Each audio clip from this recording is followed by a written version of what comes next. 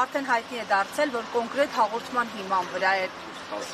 ամսի 10-ի հաղորդման հետ կապված է այս պրոցեսը մեկնարկել, ձեր դիտարկումները խնդրեմ։ Նախ ինչ դիտարկումներ, սա Փաշինյանի ժողովրդավարությունը, որ Փաշինյանի ժողովրդավարությունը այսպիսի տեսք ունի։ Եկեք արձանագրումներով հատ-առհատ դնենք։ Ակնհայտ է, որ Փաշինյանի այդ իստերիկան, այդ գիշերային ստատուսները եւ այլն, հետո իր իբր արձագանքը նախագահ Սարգսյանի կառույցին, ակնհայտ էր, որ պիտի փորձեն ինչ-որ մի կերպ ուժայինները օգտագործելով տղաների գործունեությունը կասեցնել, ինչ արվեց։ Սովորաբար իրանք շարժվում են հետևյալ տարբերակով, գտնում են ինչ-որ ՀԿ-ՄԿ եւ այլն իբր քաղաքասարակություն, իրանց միջոցով են ներկայացնում հաղորդումները։ Այս անգամ նույնիսկ չեն էլ թաքցնում, Ալեն Սիմոնյանն է հաղորդում ներկայացնում։ Հաջորդ փուլը, որ խայտարակությունն է, դա տղաներին բերման ենթարկելն է, ակնհայտ է, որ իրանք ոչ մի դիմադրություն չեն ցույց տալիս ձերբակալության ժամանակ կամ բերման ենթարկելու ժամանակ։ Բայց իրանց ձեռքները օրորած, գլուխները ներքև իջեցրած, ուժի կիրառմամբ վերման են ենթարկվում։ Այդ վիճակով էլ Նարեկը բացատրում է, թե լիֆտից ոնց օգտվել։ Հաջորդ փուլը այս պահին 9-ի, այսինքն անցիֆեյքի գրասենյակում խուզարկություն է, ես այնտեղ էլ հասցրեցի լինել, ներս մտնել չկարողացա, օրենքը իրենց թույլ է տալիս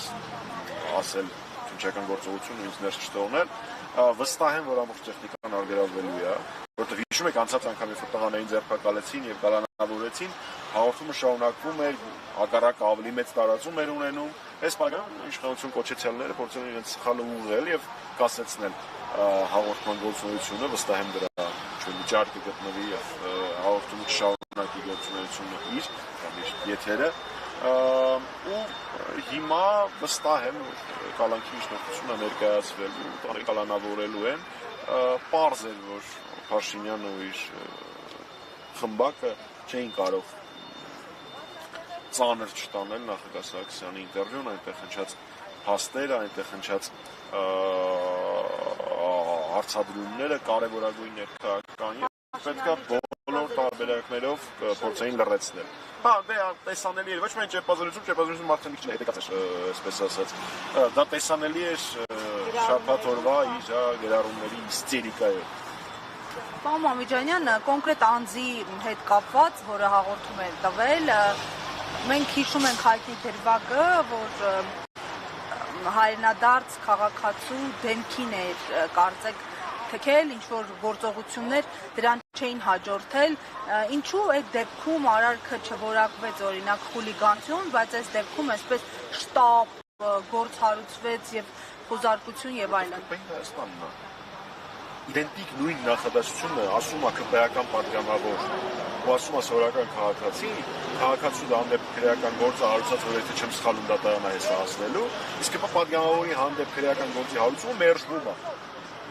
Իրանց կողմնակից կենթանիներ տարբեր, վիրավորում են մարդկանց, հարբած լայվեր են անում եւ այլն։ Ազատության մեջ են, հələ որոշներն էլ պետության կողմից անվտանգություն են ստանում, իսկ ընդդիմադիր քաղաքական գործիչները, բլոգերները, հասարակական գործիչները, լրագրողները, արքիեպիսկոպոսները, բարերարները, պատգամավորները ենթարկվում են այն ամենին, ինչին ենթարկվում են ամբողջ ուժային լծվածը փորձելով լռեցնել այլախոհներին, լինի դա դատարան, քննչական, բոլոր միջոցները կիրառում են։ Սա կարելի է դիտարկել այդ նախընտրական աժոտաժի համատեքստում։ Ձևակերպենք այսպես, ամբողջ ընթացքում Փաշինյանի կառավարման ինքը օգտագործել է ուժային եւ դատական համակարգերը իր այլախոհներին լռեցնելու փորձը իրականացնելու համար։ Բայց ակնհայտ է, որ նախընտրական շրջանում ընտրություններին նախորդող տարվա ընթացքում այդ գործողությունները ավելի վայրագ, ավելի խայտառակ, ավելի անընդունելի, ավելի բռնատիրական են դառնալու, ինչի եւ մենք տեսնում ենք հաճախականությունը ձերբակալությունների, ցինիզմը, որով այդ ամեն ինչը կարվում եւ ստեղծվում է, ինքը ուրիշ ձև չգիտի։ Պարոն Մամիջանյան, իդեպ առավոտից շարունակվելու է նաև հոգևորականների հարցաքննությունը Մազմանյան հասցեում գտնվող քննչական կոմիտեի վարչությունում, այս առնչությամբ ձեր ուժը պարբերաբար հայտարարություններով դիրքորոշմամբ է հանդես գալիս, հանգուցալուծումը դուք ինչպես եք տեսնում, ինչու այնպես ստացվեց, որ պետությունը շարունակում է միջամտել եկեղեցու գործերին, բայց այս ամենը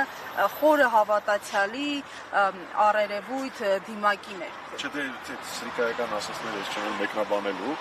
ինքը եկեղեցու դեմ արշավ ասել, եկեղեցում պայքար պատերազմ հայտարարել, ուղղակի ակնհայտ է էլի ուժային համամասնությունը եկեղեցին դրանից միայն ավելի կուռա դառնալու, իսկ Փաշինյանը դրանից միայն դուժելու է, ինչպես ձևակերպեմ, ոչ մեկ չի կարող մեր առաքելական սուրբ եկեղեցում պատերազմ հայտարարել եւ հաջողության հասնել, դա անհնար է, դրանից եկեղեցին միայն ուժեղանալու է։ Այն ամեն ինչ անում է Փաշինյանը, նույնպես մտնում է այլախոհներին լրացնելու փորձերի մեջ, ու պարզապես ինքը աշխատում է բոլոր հարթություններում, արժեքաբանական, ազգային, լրատվականների դեմ, տեղեկատվական գործունեություն իրականացնողների դեմ, քաղաքական գործիչների դեմ, բարերարների դեմ, հատ բոլոր ուղղություններում փորձում է ճնշել, վստահ եմ չի հաջողվել։ Եղավ, շնորհակալ եմ, պարոն։